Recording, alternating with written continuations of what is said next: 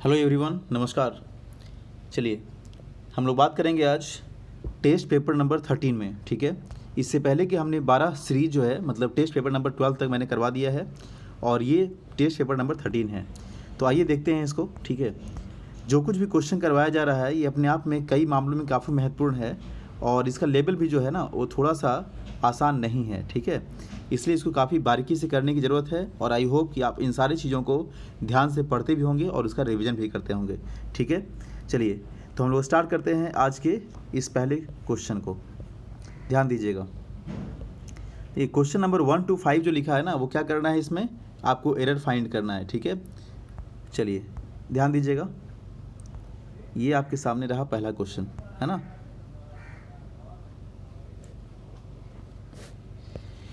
Question कह रहा है एट द मोमेंट, ध्यान दीजिए क्या कह रहा है, at the moment the house was burgled the family, है ना, attended a night party in the neighbourhood. ठीक है, ध्यान दीजिए क्या कह रहा है। जब यहाँ क्वेश्चन एक शब्द लिखा है वर्जल्ड, आप जानते हैं ये जो मीनिंग दिया है ना BURGLE, बर्जल का मतलब ही क्या होता है, बर्जल का मतलब होता है ब्रेक इनटू। क्या होता है इसका मतलब, इसका मतलब होता है ब्रेक इनटू। ब्रेक इनटू का मतलब होता है किसी के घर में ज़बरदस्ती घुस जाना, यानी सेंधमारी करना। सेंधमारी समझते होंगे ना, ज़बरदस्ती घुस करके तोड़ फोड़ कर देना। ठीक है, या फिर सेंध मतलब ज़बरदस्ती घर में घुस करके चोरी वारी कर लेना। ठीक है, तो इसी का जो मीनिंग होता है ब्रेक इनटू होता है। अक्सर यहाँ पे एक मिसकंसेप्शन ये हो जाता है लोगों के दिमाग में कि सर जब बर्जल्ड का यूज़ किया जाता है तो इसके बाद हम लोग प्रीपोजिशन इनटू का यूज़ करते हैं। अक्सर ये हमारा एक मिसकंसेप्शन बन जाता है कि यहाँ इनटू का यूज़ करते हैं, जबकि ऐसा यहाँ नहीं है। ठीक है, ये बात ध्यान रखना चाहिए। बर्जल का मतलब ही क्या होता है, ब्रेक इनटू होता है। क्या होता है इसका मतलब, ब्रेक इनटू, राइट। तो यहाँ जो आपका मेन क्वेश्चन में एरर है वो क्या लिखा है, देखिए एट द मोमेंट। आप जानते हैं एट द मोमेंट का मतलब होता है किसी क्षण, है ना। एट द मोमेंट का मतलब ही होता है किसी खास मोमेंट के लिए बात कर रहा है यहाँ पे। ठीक है, लेकिन जब ये सेंटेंस को पूरा कंप्लीट लिखा है तो क्या लिखा है कि एट द मोमेंट, उस time, the house was burgled, house को उसी समय सेंधमारी किया गया, तोड़ा गया, जब, है ना, the family attended a night party in the neighbourhood, जब घर वाले लोग जो है वो पार्टी अटेंड करने पड़ोसी के यहाँ गए हुए थे। यही कह रहा है इसमें। ठीक है, तो इसलिए यहाँ पे जो करेंगे, या तो आप दो तरीके से कर सकते हैं, when the family attended a night party in the neighbourhood. ठीक है, और या नॉर्मली अगर आप चाहें तो यहाँ पे एट, जो प्रीपोजिशन एट है, आप इसको भी हटा के कर सकते हैं, यानी the moment the house was burgled the family attended a night party in the neighbourhood. अब बोलेंगे सर कौन सा हम करेंगे आंसर, जब दो तरह का विकल्प आप दे दिए तो हम कौन सा इसमें आंसर करेंगे। तो ध्यान दीजिएगा थोड़ा सा यहाँ पे, देखिए जब भी ऐसा सेंस अगर आपके पास आता है कि इसमें कौन सा आंसर किया जाए, ठीक है, तो उसका एक बहुत ही सिंपल सा तरीका होता है। ठीक है, बहुत सिंपल सा तरीका होता है कि जब हम लोग यहाँ पे वेन को ऐड कर रहे हैं, है ना, वेन को ऐड कर रहे हैं, लेकिन अगर प्रीपोजिशन ऐड हटा दें तो इसका भी वही सेंस देगा, यानी वेन अपने आप इसमें अंडरस्टूड रहेगा। ठीक है, तो इसीलिए हमारा सही आंसर इसमें ए नंबर ही करिएगा, यानी आप प्रीपोजिशन को क्या करिए, हटा दीजिए। ठीक है, तो यहाँ क्या हो जाएगा, the moment the house was burgled the family attended a night party in the neighbourhood. ठीक है, तो केवल ऐड को आप लोग हटा दीजिएगा। तो फर्स्ट का आंसर हो गया। ठीक है, चलिए ध्यान से केवल समझते जाना है आपको, है ना। आइए, ये है आपका क्वेश्चन नंबर सेकेंड। चलिए देखिए ध्यान से क्या कह रहा है इसमें। क्वेश्चन है दो, है ना, ही स्टाउटली परसिस्टेड, ठीक है, इन डिनाइंग, यहाँ पे जी छूट गया है, denying his involvement in the case the facts made it very clear that he had hand in the cruel murder of his wife. ठीक है, देखिए ध्यान से, अब जब किसी चीज़ का कोई काम में हाथ होना तो हम लोग ऐसा बोलते हैं, है ना। तो यहाँ पे पहले देखिए, दो ही स्टाउटली परसिस्टेड, स्टाउट का मतलब होता है कोई चीज़ बहुत ज़बरदस्त तरीके से। ठीक है, परसिस्टेड का मतलब कायम रहना। आप जानते हैं परसिस्ट के साथ प्रीपोजिशन क्या आता है, इन आता है, और यहाँ आया भी है, और उसके बाद प्रीपोजिशन के बाद बिफोर डिनाइंग आएगा, ये भी सही है। ठीक है, his involvement in the case the facts made it very clear that, है ना, he had hand in the cruel. तो किसी चीज़ में हाथ होना, ऐसा अगर हम लोग फ्रेज यूज़ करें तो यहाँ पे फ्रेज क्या हो जाएगा, have a hand in something. क्या हो जाएगा वो बताइए, have a hand in something, किसी चीज़ में किसी का हाथ होना, ये फ्रेज आप लोग याद रखिएगा। क्या हो जाएगा, have a hand in something.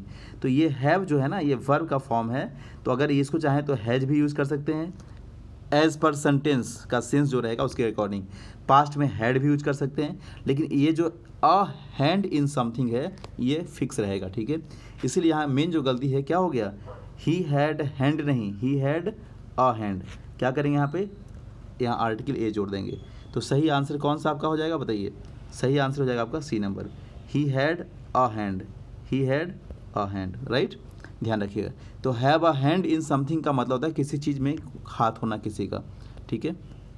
चलिए आगे बात करते हैं क्वेश्चन नंबर 3 के बारे में। केवल ध्यान से देखते जाना है आपको, है ना, और ये सब ज़्यादा कोई डिफ़िकल्ट है नहीं।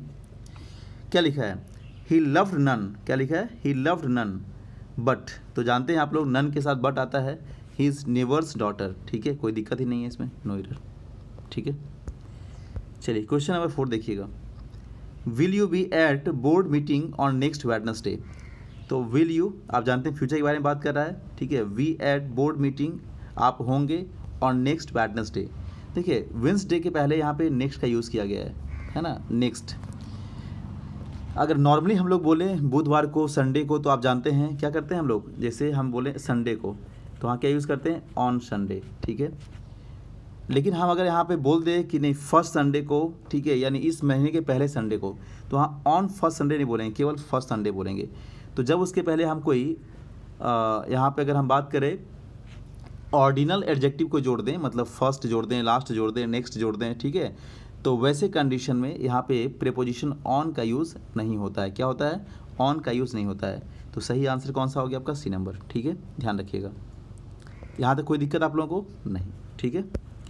चलिए क्वेश्चन नंबर 5 देखते हैं हम लोग क्या कह रहा है। क्वेश्चन है, his father died of cholera, his father died of cholera. आप जानते हैं किसी भी इंसान की मौत जब बीमारी से होता है तो वहाँ पे प्रीपोजिशन ऑफ का यूज़ करते हैं। क्या करते हैं, ऑफ का, है ना, डाई ऑफ, ठीक है, ध्यान रखिएगा। कब, जब कोई डिजीज से मरता है तब, डिजीज समझते हैं ना, कोई भी बीमारी से अगर इंसान मरेगा तो वहाँ पे हम लोग ऑफ का यूज़ करेंगे। अगर इंसान हंगर से मर रहा है, भूख से, तो भी हम लोग किसका, ऑफ का यूज़ करेंगे, ठीक है।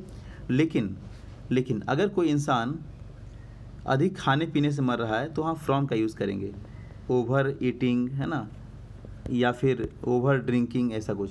या एक शब्द आता है उंड, WOUND, उंड का मतलब होता है घायल होना। अगर आदमी घायल होने से मर रहा है तो वहाँ भी हम लोग फ्रॉम का यूज़ करेंगे, ठीक है। चलिए तो यहाँ तो सही था आपका, ठीक है ना, डाइड ऑफ कोल्ड, ये सही है। बट हिज मदर ऑल्सो दो very big is out of danger. ठीक है, तो आप जानते होंगे, आप क्या जानते हैं इसमें, थोड़ा ध्यान दीजिएगा। जैसे हम लोग यूज़ करते हैं दो, THOUGH, दो के साथ जो क्लाउज आता है, ठीक है, उसके साथ पेयर में या तो कॉमा आता है या एट आता है, ठीक है। अब इस जहाँ पे दो है, हम यहाँ पे चाहें तो इवन दो भी कर सकते हैं, इस दो के स्थान पर हम इवन दो भी कर सकते हैं। तो इवन दो रहेगा, चाहे दो रहेगा, चाहे ऑल दो रहेगा, कुछ भी रहेगा, उससे मतलब नहीं है, ठीक है। पेयर में क्या आएगा हमेशा, यहाँ पे पेयर में जो आएगा ये कॉमा या एट ही आएगा, राइट। तो गलती क्या कर दिया यहाँ पे कर दिया है ऑल्सो दो कर दिया है। तो ज़रा बताइए ऑल्सो दो होगा या इवन दो होगा, आप ही बताइए क्या हो जाएगा, ऑल्सो दो या इवन दो। तो आप कहेंगे सर इवन दो होगा, ठीक है। तो सही आंसर वही हो गया, राइट। चलिए ये 5 क्वेश्चन था आपका कॉमन एरर का, कहीं कोई दिक्कत अगर है तो आप लोग पूछ लीजिए, ठीक है। आगे क्वेश्चन नंबर हम लोग 6 देखते हैं, एक फिल करना है आपको, है ना। क्वेश्चन है, ध्यान दीजिएगा, Namrata was found to dash the required qualifications for the job. Namrata was found, Namrata was found का मतलब यहाँ क्या हुआ, नम्रता में पाया गया, क्या पाया गया, to the required qualifications for the job, यानी उस जॉब को पाने के लिए जो उसके पास मिनिमम रिक्वायर्ड क्या था, उसका जो कुछ एलिजिबिलिटी थी, जो कंडीशन था, जो क्राइटेरिया था, वो सब कुछ उसके अंदर बढ़िया मिला, ठीक है। देखिए यहाँ पे फाउंड टू कंटेन नहीं, कंटेन का मतलब होता है कोई चीज़ को रखना, कि किसी प्लेस में, किसी चीज़ में, है ना, रखना। डिस्क्लोज का मतलब जाता है उजागर करना, जानते हैं आप लोग। एक्वायर का मतलब होता है किसी चीज़ को ग्रहण करना, ग्रहण का मतलब प्राप्त करने के सेंस में होता है, ठीक है। तो यहाँ पे ये सब कुछ नहीं होगा, क्या हो जाएगा बताइए, यहाँ हो जाएगा आपका पजेश। पजेश का मतलब होता है कोई चीज़ अपने पास रखना, अधिकार होने के सेंस में होता है, ठीक है। पजेशन जानते होंगे आप लोग, पजेश करना। चलिए फिर कह रहा है government buildings are dash on the Republic Day. जो गवर्नमेंट बिल्डिंग्स है रिपब्लिक डे के मौके पर क्या हो रहा है, इनलाइटेंड हो रहा है, लाइटेंड हो रहा है, ग्लोड हो रहा है या इल्यूमिनेटेड हो रहा है। देखिए इनलाइटेंड का मतलब क्या होता है आप जानते होंगे, इसी से मीनिंग बना है एनलाइटमेंट। क्या बना है मीनिंग, एनलाइटमेंट। और इस एनलाइटमेंट का मतलब क्या होता है, इसका मतलब होता है बौद्धिक क्षमतावान। क्या होता है इसका मतलब, बौद्धिक क्षमतावान। ठीक है, तो यहाँ जो एनलाइटमेंट मीनिंग है ये तो होगा नहीं यहाँ पे। ठीक है, लाइटन का मतलब प्रकाशित करना होता है हम लोग, हालांकि लाइट का मतलब तो नाउन है, लेकिन लाइट से लाइटन अगर भर बनाए तो प्रकाशित करना हो सकता है, लेकिन हम लोग लाइटन का यूज़ जनरली करते हैं जैसे कैंडल वगैरह जलाने के लिए करते हैं। ठीक है, ग्लोड, ग्लोड का मतलब चमकने के सेंस में होता है, ग्लो करना, फेस जैसे ग्लो करता है, कोई भी चीज़ ब्राइट है तो वो ग्लो करता है। तो यहाँ पे ये भी नहीं होगा, सही आंसर क्या है हो जाएगा, इल्यूमिनेट किया जा रहा है। इल्यूमिनेट का मतलब प्रकाशित होना। ठीक है, तो government buildings are on the Republic Day illuminated. अगर इलेक्ट्रिक चीज़ों से हो रहा है ना इसलिए इल्यूमिनेटेड, वहाँ लाइटेड नहीं करेंगे। ठीक है, चलिए फिर देखिए आगे। When Barun left the cocktail party, जब बरून जो है कॉकटेल पार्टी छोड़ के चला गया, ही वॉज डैश, क्या है, as dash as a lord. देखिए तो आप जानते हैं कंपेयर करने के लिए हम लोग किसी से भी अगर कंपेयर करते हैं तो क्या यूज़ करते हैं, एज और एज का यूज़ करते हैं। अगर नेगेटिव कंपेरिजन करते हैं तो फिर क्या यूज़ करते हैं, सो एज यूज़ करते हैं। जैसे Ram is as good as Shyam. ठीक है, एज हो गया, Ram is not so good as Shyam. तो ये नेगेटिव जब कंपेरिजन करते हैं तो ये सो एज होता है, और पॉजिटिव कंपेरिजन करेंगे तो क्या होगा, एज होगा। राइट, तो यहाँ पे चूंकि तुलना किया है लॉर्ड से, तो लॉर्ड का मतलब पॉजिटिव सेंस का रहा है, तो यहाँ पे ये ऑप्शन कट गया। ठीक है, रंग तो होगा नहीं। वाइज का मतलब बुद्धिमान हो सकता है, ब्रेव मतलब बहादुर हो सकता है, लेकिन चूंकि यहाँ पे कॉकटेल पार्टी मतलब शराब की जो पार्टी है वो छोड़ के चला गया है, तो यहाँ बहादुर और बुद्धिमान होने का मतलब नहीं है, ये सॉबर है। सॉबर का मतलब बड़ा सौम्य है। सौम्य समझते हैं ना, एकदम शांत स्वभाव का, और जिसको ये सब ज़्यादा कुछ पार्टी वार्टी से उतना मतलब नहीं रहता है ना, एकदम शांत रहने वाला। ठीक है, सही आंसर सॉबर हो जाएगा। चलिए आगे बढ़ते हैं हम लोग, ठीक है ना। क्वेश्चन नंबर 9 देखिएगा। क्वेश्चन कह रहा है how ever the group's long term strategy, है ना, स्ट्रेटजी का स्पेलिंग थोड़ा सुधार लीजिएगा, यहाँ ए हो जाएगा। However the group's long term strategy is to dash on core sector business connected with infrastructure energy. यानी कि जो ग्रुप का जो है ना long term strategy, long term strategy कहने का क्या मतलब हुआ कि लंबे समय के लिए उसका जो दीर्घकालिक सोच है, जो रणनीति है, वो क्या है, कोर सेक्टर बिजनेस। मतलब उस बिजनेस का जो मेन हिस्सा है ना, जो कोर सेक्टर जहाँ से हम चीज़ों को ज़्यादा डेवलप कर सकते हैं, उस पर क्या करना है, फोकस करना है। तो ब्रीड तो यहाँ होगा नहीं, कट गया आपका ऑप्शन। डेवलप करना भी नहीं, डेवलप का मतलब होता है विकास करना, डिपेंड भी थोड़े करेगा, फोकस करेगा। तो फोकस का जो मीनिंग दे रहा है वो कॉन्सेंट्रेट दे रहा है, या तो कॉन्सेंट्रेट हो जाएगा या यहाँ क्या हो जाएगा, फोकस ऑन। ठीक है, फोकस तो दिया नहीं तो इसलिए कॉन्सेंट्रेट कर देंगे। राइट, जबकि ब्रीड का मतलब होता है जनन होता है, जानते हैं आप लोग, और डिपेंड ऑन का निर्भर करना होता है, निर्भर करना यहाँ होगा नहीं। सही आंसर सी नंबर। चलिए क्वेश्चन नंबर 10 देखिएगा। The robbers were arrested and dash prison yesterday. डाकुओं को जो है अरेस्ट किया गया, पैसिव में है, एंड प्रिजन यस्टरडे, और उसे जेल में लाया गया। तो आप लोग ध्यान रखिए, जो प्रिजन शब्द दिया है ना, अगर ऐसा कुछ दिया रहेगा आपको ध्यान रखिएगा आप लोग, तो इसके लिए फिक्स फ्रेज है। किसी को जेल में बंद करते हैं हम लोग तो टेक टू प्रिजन या टेक टू जेल यूज़ करते हैं, टेक टू प्रिजन या फिर जेल, है ना, ये करते हैं, इनटू नहीं करते हैं, फ्रेज है। तो यहाँ क्या हो जाएगा, टेकन टू। बाबू बताइए क्या हो जाएगा यहाँ पे, टेकन टू। राइट, चलिए इनटू नहीं यूज़ करेंगे, टेक टू होता है, तो टेक से टेकन बन जाएगा, यहाँ पे पैसिव में है तो। ठीक है, चलिए ठीक है, आगे है आपका सेंटेंस को यहाँ पे क्या करना है, इम्प्रूव करना है ना। आइए देखते हैं हम लोग। क्वेश्चन है the chemist had not hardly any of those kind of medicine. सबसे पहले ध्यान ये रखना है कि दो नेगेटिव का यूज़ तो एक साथ नहीं करेंगे हम लोग, पहली बात।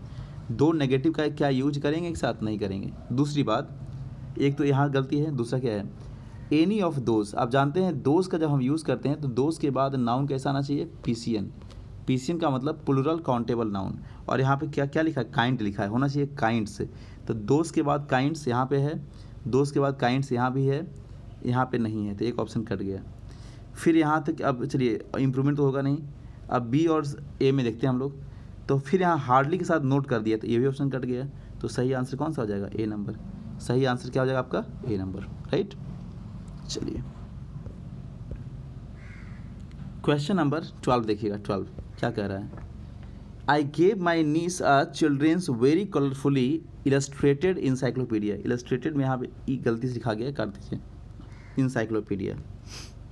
अब बताइए यहाँ क्या हो जाएगा? देखिए इसके लिए जो है ना थोड़ा सा क्या करना होगा, आपको पहले समझना पड़ेगा। क्या समझना होगा? जैसे यहाँ लिखा है आई गेव माई नीस, मैंने अपनी भतीजी को दिया, क्या दिया? इंसाइक्लोपीडिया दिया। मेन यही कह रहा है ना कि बच्चों का जो एक इंसाइक्लोपीडिया आता है वो दिया। तो सबसे पहले समझिए आप लोग यहाँ पे एक बात कि जब भी हम लोग एपस्ट्रॉफ एस का यूज़ करते हैं तो जनरली एपस्ट्रॉफ एस के बाद नाउन आता है, ठीक है? क्या आता है? नाउन आता है। जबकि यहाँ पे ऐसा नहीं है, चिल्ड्रेंस के बाद वेरी कलरफुली इलस्ट्रेटेड आ गया, तो ये पहले गलती यही हो गया। यानी ये जो चिल्ड्रेंस इंसाइक्लोपीडिया है, इन दोनों का यूज एक साथ होना चाहिए था। तो ऐसा कहाँ पे किया गया है? ऐसा केवल एक ही ऑप्शन में किया गया है, childrens encyclopedia.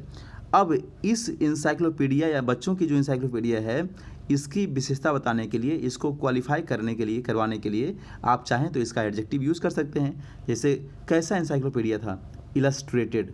This is past participle form but it is used in adjective. अब इसको क्वालिफाई करने के लिए फिर से क्या आ गया? कलरफुली। और फिर क्या आ गया वहाँ पे? बताइए। वेरी और आर्टिकल है, सॉरी यहाँ पे आर्टिकल को मैंने घेर दिया ना, यहाँ चिल्ड्रेंस होना चाहिए केवल, आर्टिकल तो रहेगा इस सबसे शुरू में, ठीक है? तो मेनली यहाँ क्या हो जाएगा बताइए आप लोग? यहाँ पे जो चिल्ड्रेंस दिया है ना, चिल्ड्रेंस, ये होना चाहिए इंसाइक्लोपीडिया के पहले, ठीक है, जो यहाँ दिया है। और बाकी इसको क्वालिफाई करते जाइए, इलस्ट्रेटेड उसके पहले कलरफुली, फिर वेरी और फिर ए रहेगा। यानी I gave my niece a very colourfully illustrated children's encyclopedia.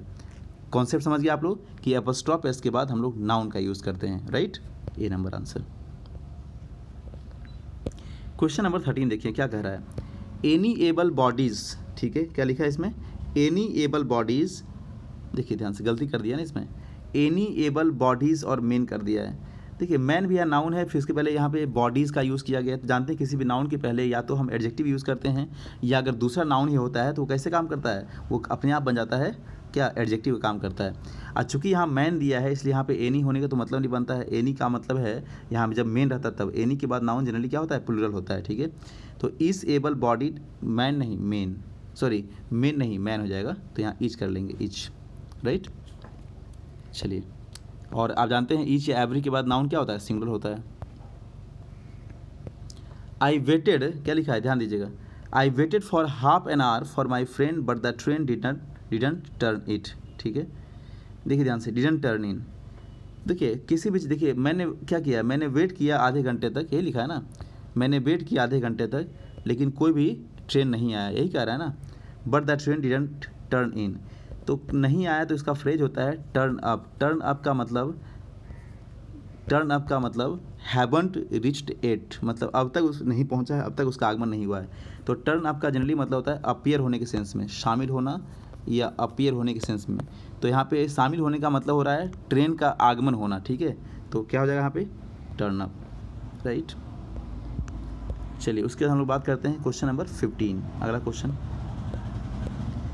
क्या कह रहा है? ध्यान दीजिएगा इसमें। क्वेश्चन कह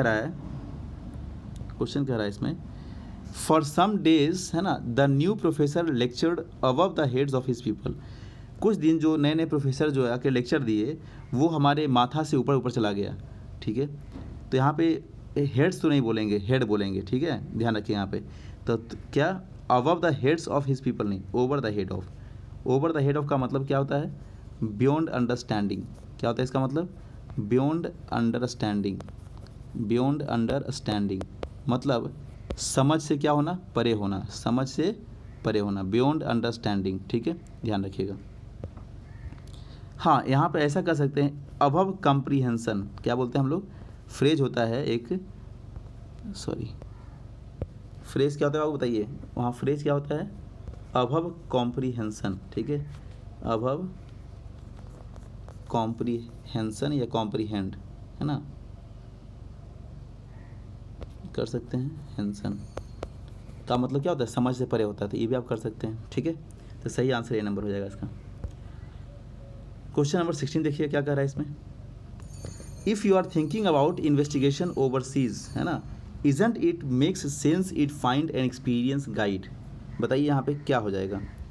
क्वेश्चन नंबर 16 देखिएगा, 16 नंबर में क्या हो जाएगा इसमें बताइए। 16 नंबर में देखिए ध्यान से, if you are thinking about investigation overseas, है ना, इजंट इट मेक्स, अब देखिए जैसे यहाँ पे कर दिया इजंट इट मेक्स सेंस, तो जब यहाँ पे मेक मतलब लिखा है यानी वर्ब का फॉर्म लिखा है, तो वर्ब के फॉर्म में यहाँ क्या हो जाएगा जब आप बनाते हैं, तो जैसे हम अगर मेक दिया हुआ है, अब मेक V1 है, ठीक है, अब इसका क्वेश्चन टैग बनाइएगा तो V1 का जो क्वेश्चन टैग बनता है क्या बनता है, डू बनता है।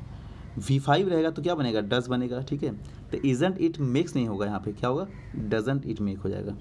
और डज इट नहीं, चूँकि नेगेटिव की बात कर रहे हैं ना, यहाँ पे क्या ऐसा पाया है तो यहाँ पे नेगेटिव ही रहेगा, doesn't it make. It is not making नहीं, यहाँ पे तो क्वेश्चन पूछेगा ही नहीं, यहाँ क्वेश्चन कर रहा है ना, राइज कर रहा है इसलिए, ठीक है। सही answer B number. The moment the manager came to, देखिए आ गया ना, अभी क्वेश्चन नंबर 1 था आपका, वहाँ पे क्या था, एट द मोमेंट। देखिए अगर आप ध्यान से क्वेश्चन पढ़ते हैं तो आपको मिल जाएगा। सोचिए एक ही सवाल पेपर में आपको एक ही जैसा सेंटेंस मिल गया, लेकिन अगर ध्यान से पढ़ते तो आपका आंसर हो गया होता।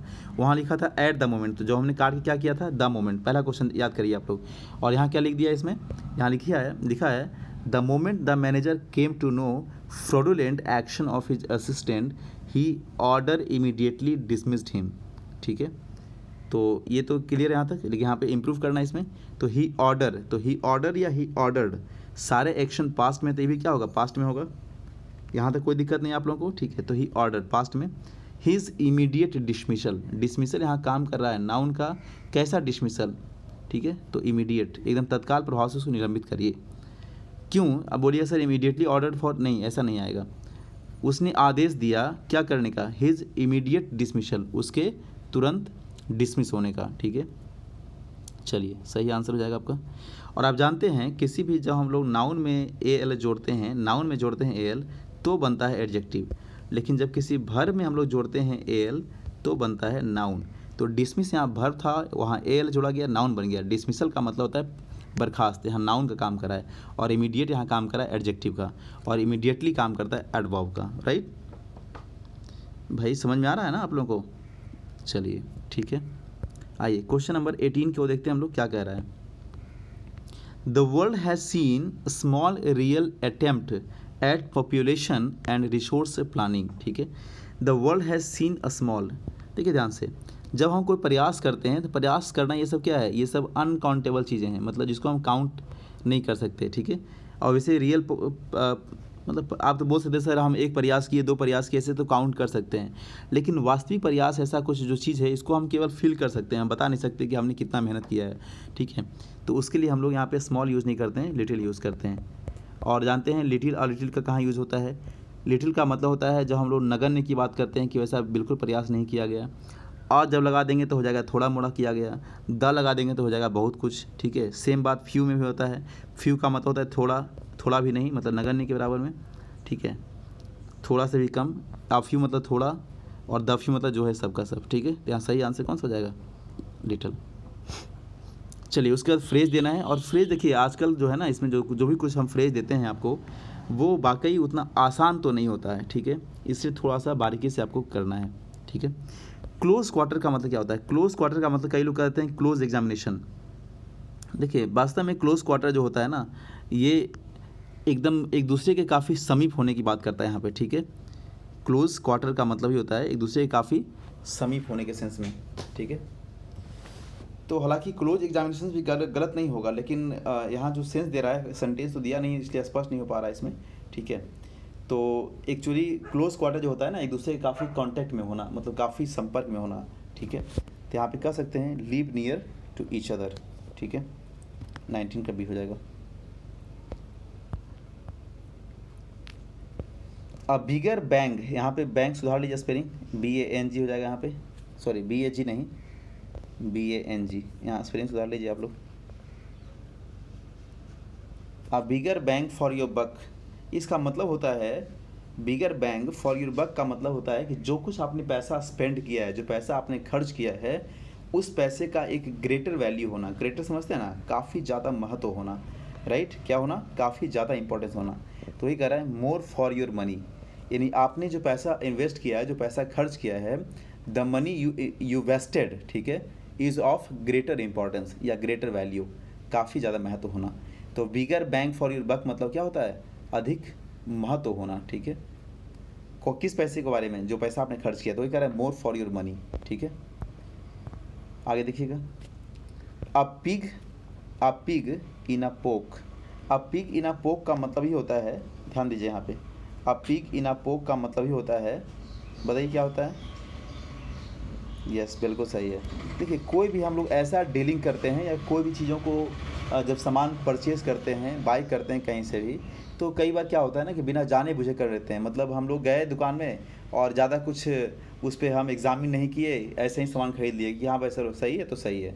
तो वही होता है पी गिना पोक, मतलब होता है एक्सेप्ट डील विदाउट नोइंग, ठीक है, बिना उसके बारे में एक्स्ट्रा कुछ जाने, एक्स्ट्रा कुछ उसमें मतलब कुछ परीक्षण किए बगैर क्या करना, उसको परचेज कर लेना, खरीद लेना, ठीक है। बी नंबर आंसर हो जाएगा उसका। चलिए क्वेश्चन नंबर 22 बढ़ते हैं हम लोग। ये सब फ्रेज आपको याद रखना है ना। एट वन फेल शू का मतलब होता है इन अ सिंगल एक्शन। जैसे यहाँ पे वन आ गया तो सिंगल एक्शन हो जाएगा, एक बार में नहीं होता है, एक बार में पूरा धराशायी कर देना है। आप लोग अगर पढ़ाई ऐसा करिए ना, मतलब कोई भी कंपटीशन की तैयारी करते हैं आप लोग, किसी भी कंपटीशन की, इतने अच्छे से सिलेबस को पढ़िए, डीपली पढ़िए, एक बार जितनी भी वैकेंसीज आती हैं उस सब का फॉर्म भरिए और सब में आपका रिजल्ट हो जाएगा, ठीक है। ऐसा केवल तभी पॉसिबल है जब आपकी प्रिपरेशन एकदम उस लेवल की रहेगी। तब क्या करेंगे, एट वन फेल शुभ, ये फ्रेज काम आएगा आपका कि एक बार प्रयास किया आपने, सारे रिजल्ट्स हो गए, राइट। चलिए क्वेश्चन नंबर 23 देखिएगा। ब्रो बिट का मतलब क्या होता है, जानते हैं। ब्रो बिट का मतलब होता है किसी को धमकी देना, टू बुली, है ना। ब्रो बिट मतलब क्या होता है, टू बुली, किसी को धमकी देना, ठीक है। थ्रो अ स्पैनर का मतलब क्या होता है, थ्रो अ स्पैनर का मतलब होता है सैबोटेज अ प्लान, किसी की योजना पे पानी फेर देना, नहीं बोलते हैं योजना पे पानी फेर देना, ठीक है, टू सैबोटेज अ प्लान, आसान है ये सब। सेट पीपल बाय ईयर्स, यहाँ लोग अक्सर मिस्टेक कर देते हैं, इसको स्टार लगाता हूँ मैं, काफ़ी इंपॉर्टेंट है। इंपॉर्टेंट का मतलब है कन्फ्यूजन थोड़ा है। सेट पीपल बाय ईयर्स, देखिए ध्यान से, ध्यान दीजिए, सेट पीपल बाय ईयर्स, है ना, इसको समझिए ऐसे। तो जैसे यहाँ ईयर्स की बात आ गया तो तुरंत दिमाग में आंसर ये मार देंगे, टू लिसन केयरफुली, बट ये आंसर गलत है। यानी आप जो आंसर यहाँ पे मार देते हैं बी नंबर, ये गलत है आंसर। तो सेट पीपल बाय ईयर्स का मतलब ही होता है कि क्या करना है, किसी भी आदमी को कोई नहीं बोलते हैं लगा बझा के बोलना। लगा बझा के बोलने का मतलब अगर कोई इशूज़ है, कोई मुद्दा है, उस मुद्दे पर उसको हम क्या कर दिए, पूरा का पूरा मतलब ऐसा कुछ बोल दिए जिससे वो भड़काऊ हो गया हम पर, ठीक है, या फिर भड़क उठा किसी चीज़ को लेकर के। तो ये टू इंसाइट पीपल, क्या, टू इंसाइट पीपल, किसी को भड़काना। या फिर यहाँ कह सकते हैं to cause people to engage in, क्या, अस्क्वेबल कह सकते हैं, है ना, अस्क्वेबल समझते होंगे आप लोग। अस्क्वेबल का मतलब ही होता है झगड़ा, विवाद, ठीक है। तो छोटी मोटी चीज़ों में क्या करना है, किसी को इंगेज करना, मतलब इंसाइट करना, भड़का देना उसको, ठीक है ना। चलिए 26 नंबर देखिएगा क्या कह रहा है। 26 number, the fear of ugliness, क्या लिखा है, the fear of ugliness. Ugliness का मतलब है कुरूपता, तो उसको क्या बोलते हैं हम लोग, कैकोफोबिया बोलते हैं, ठीक है। कोलोस्ट्रोफोबिया का मतलब होता है बंद जगहों से डर होता है ना। आप वीडियो मतलब होता है बुक से डर, तो कैकोफोबिया क्या हो गया आपका, अगलीनेस, कुरूप होने से डर।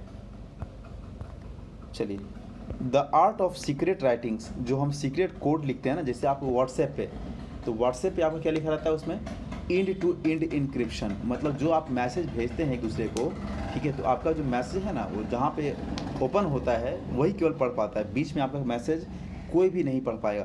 क्यों, क्योंकि आप जो मैसेज टाइप करते हैं वो फिर एक अपने आप क्या होता है, ऑटोमेटिक उसका एक कोड जनरेट होता है, और वही कोड जनरेट होने के बाद वो सामने मतलब दूसरे वाले जो आपका दूसरा जो एंड है जहाँ पे आप मैसेज सेंड कर रहे हैं, उसी के पास फिर आपको उसी भाषा में खोलता है।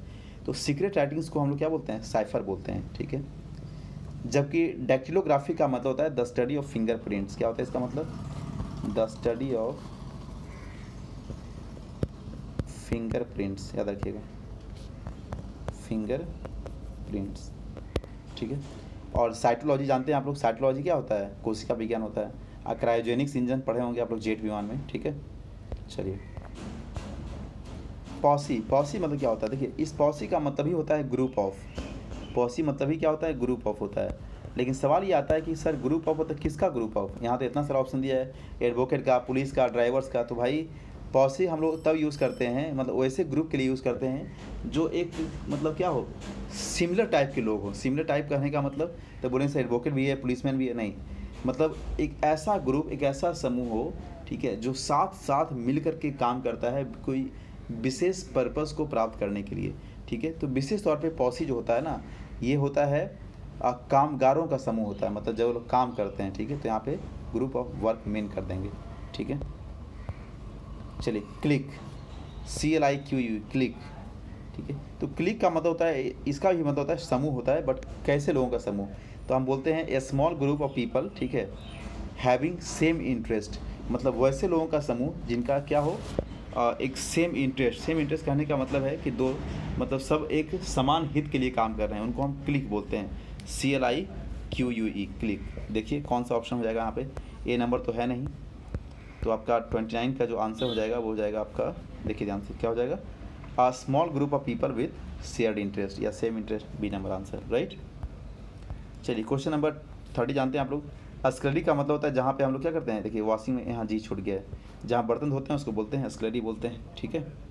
किचन के बगल का छोटा सा रूम जहाँ बर्तन धुलते हैं हम लोग। प्लेटोनिक, प्लेटोनिक जानते होंगे आप लोग, क्या है बताइए? प्लेटोनिक, ध्यान दीजिएगा, प्लेटोनिक जो मीनिंग होता है, क्या लिखा है भाई? मतलब वैसा प्रेम जिसको हम लोग हिंदी में बोलते हैं निष्काम प्रेम,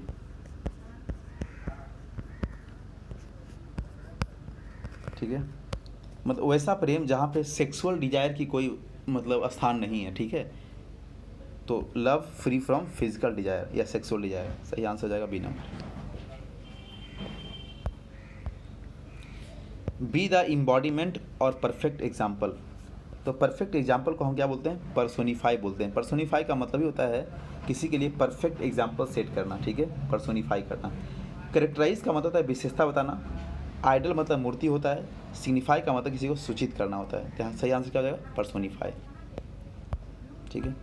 चलिए, उसके बाद यहाँ पे क्या देना है बाबू बताइए? सिनोनिम देना है ना, बेस्ट एक्सप्रेस सिनोनिम देना है यहाँ पे। विल्ट का मतलब क्या होता है? मुरझाना होता है। विल्ट का मतलब होता है मुरझाना।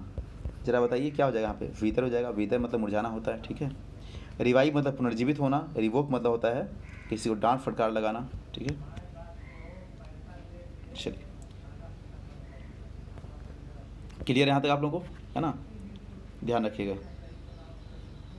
हाँ, तो विदर के यहाँ क्या हो जाएगा? मुरझाने के सेंस में हो जाएगा, है ना। आगे मीनिंग क्या दिया है देखिए, थ्रॉन्ग, थ्रॉन्ग दिया है। थ्रॉन्ग मतलब क्या होता है जानते हैं आप लोग? थ्रॉन्ग का मतलब होता है भीड़ भाड़। थ्रॉन्ग मीन्स क्या होता है? भीड़ भाड़, ठीक है। तो यहाँ सही आंसर है आपका क्राउड, ठीक है। लिख लीजिएगा भीड़ भाड़ या जमावड़ा लिख लीजिएगा, जमावड़ा भी कह सकते हैं, थ्रॉन्ग, राइट। चलिए, यहाँ तक कोई दिक्कत आप लोगों को? अच्छा सॉरी, एक चीज़ गलत हमसे बोला गया था आपको। ये रिवोक जो मीनिंग था ना, रिवोक, रिवोक मतलब डांटना नहीं होता है। रिवोक मतलब होता है एनल करना, सॉरी, एनल, एनल समझते हैं आप लोग ना? रद्द करना, कैंसिल करना, कैंसिल। कई बार थोड़ा सा स्लिप ऑफ द टंग हो जाता है। प्रोवोक मतलब डांटना होता है। प्रोवोक क्या होता है मीनिंग? प्रोवोक, ठीक है।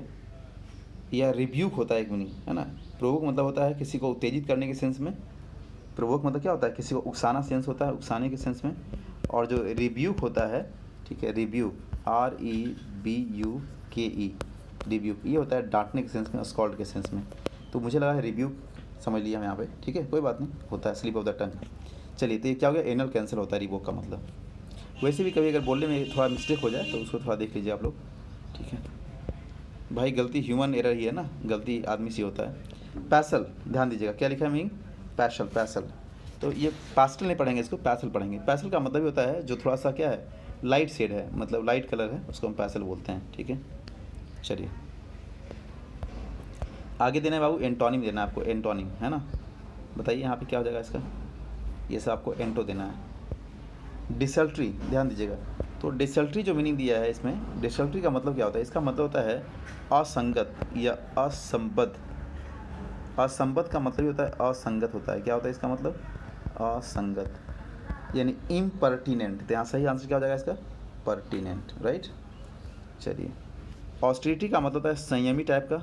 ऑस्टेरिटी मतलब क्या होता है? संयमी होता है, ठीक है। तो यहाँ सही आंसर हो जाएगा लीनियंस। लीनियंस का मतलब होता है नरमी या सौम्यता, है ना। चलिए ठीक है। हाँ, रूबिकंड क्या लिखा है मीनिंग?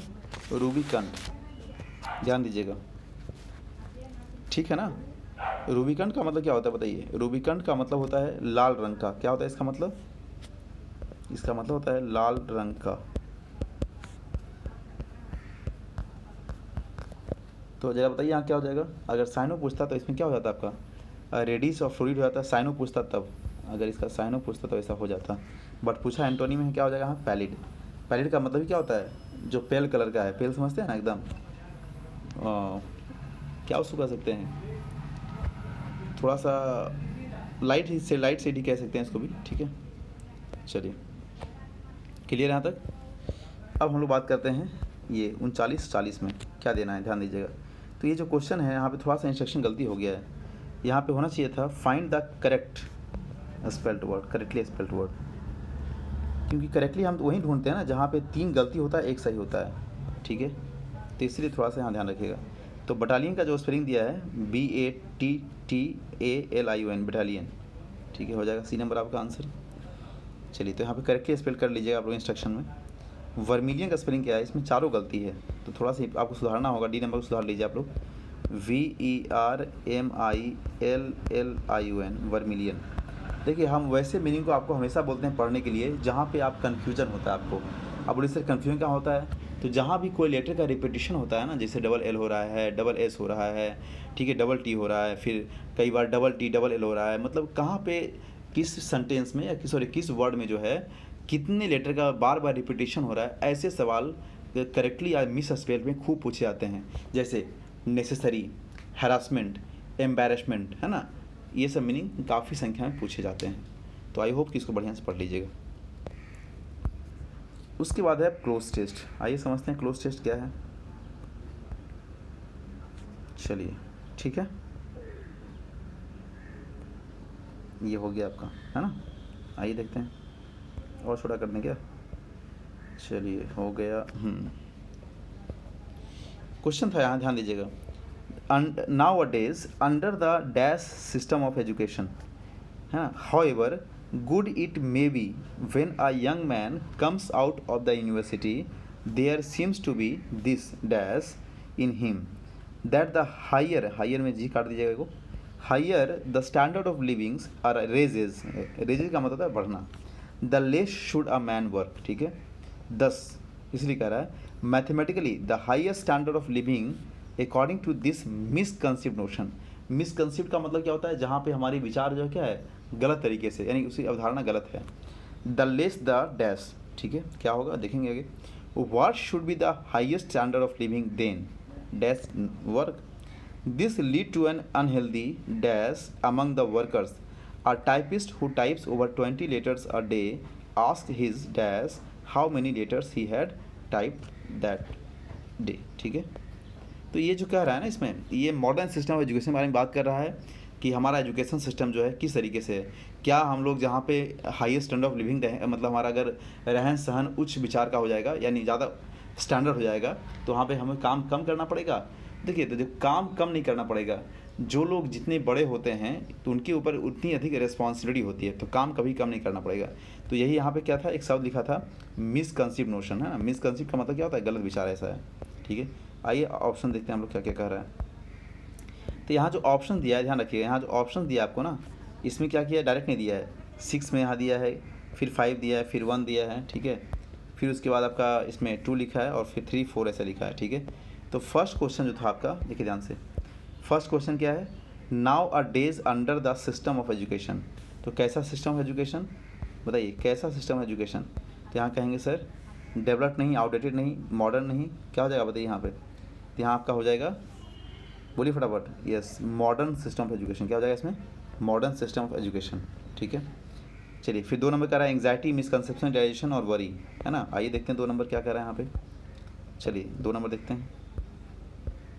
क्वेश्चन यहाँ पे था 2 नंबर में कि there seems to be this in him. तो वहाँ पे क्या था होता है आपको ना, कि जब ये आदमी विचार हो गया है तो उसके मन में कैसा विचार हो गया है, मिसकॉन्सेप्शन का।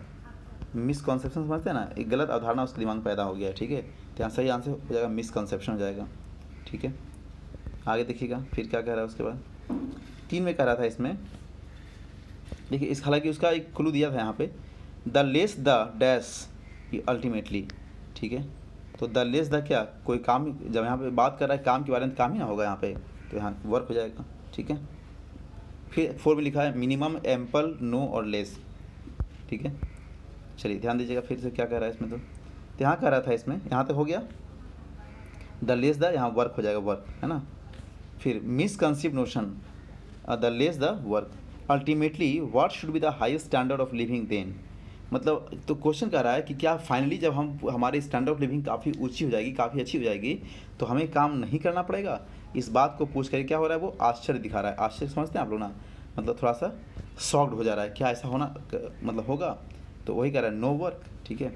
This leads to an unhealthy, क्या कॉम्पिटिशन हो जाएगा यहाँ पे, 5 नंबर देख लीजिएगा, कॉम्पिटिशन अमंग द वर्कर्स।